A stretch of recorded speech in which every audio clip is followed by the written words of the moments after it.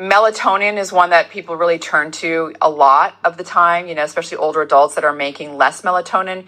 You don't want to really take a super, super high dose of melatonin, but some people can take, less than 3 milligrams, 3 milligrams or less, right?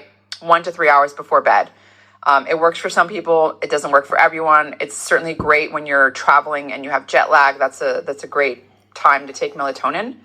Another supplement that people like and sort of has a calming effect on the nervous system is magnesium. So when you're very stressed out, your body uses up more magnesium because magnesium is required to make energy. Stress requires a lot of energy. So does physical activity, right? All these things are using up your magnesium. And so taking a magnesium dose before bed, that's typically what I do. I take magnesium glycinate. It does seem to, people do seem to think it helps improve their sleep.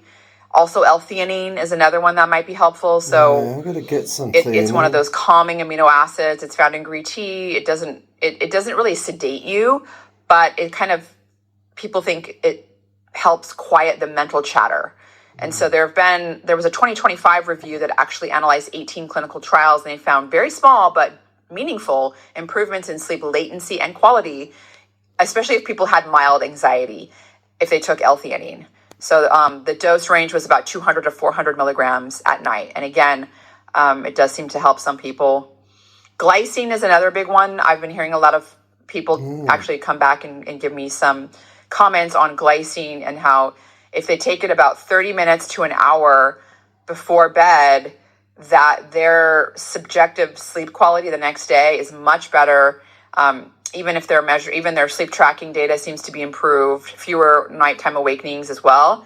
And so the dose that seems to be the sweet spot there is about 3 grams of glycine. And this is something that I'm personally going to be experimenting with. In fact, I just ordered some glycine. So stay tuned on that. And then myo-inositol is another one I talked about before in the past.